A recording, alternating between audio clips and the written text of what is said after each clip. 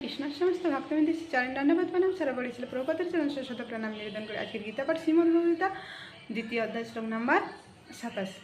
যতস্য হি ধ্রুবমৃত্যুং ধ্রুবং জন্মামৃতস্য চ তস্মাৎ পরিহার্যার্থে ন তং সচিতুমর্হসি।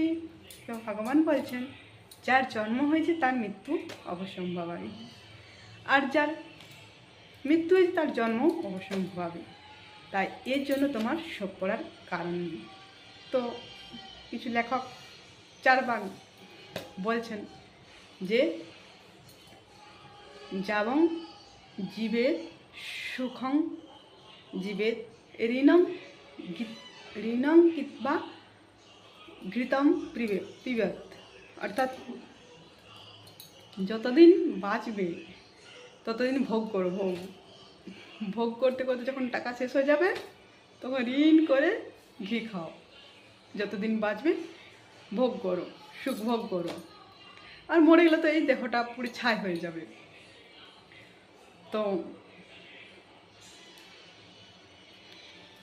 মরার পরেও, মৃত্যুর পরেও আরেকটা জীবন আছে। তো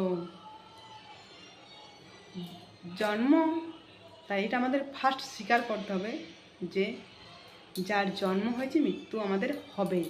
তাই আপনি যত বড়ই বাড়ি বানান, যত বড়ই গাড়ি রাখেন, বাড়ি করেন এবং ডাক্তার রাখেন যাতে আমি না মরবো, সব কিছু চারিদিকে আপনি সব কিছু ফিট করে রাখতে পারেন, তবু মৃত্যু হবেই, এটা আগে স্বীকার করতে হবে।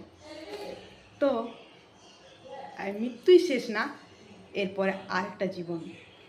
আপনি যেমন পুঁজি করবেন কর্মফল, তেমন আপনি একটা জন্ম পাবেন।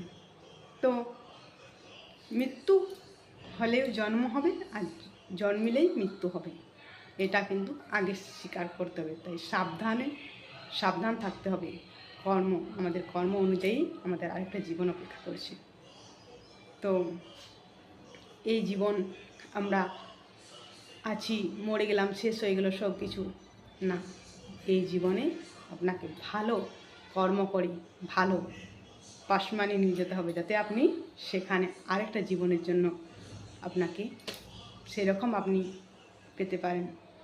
তো এই আলোচনা এই পর্যন্ত, পরবর্তী আলোচনা পরের শ্লোকে। হরে কৃষ্ণ।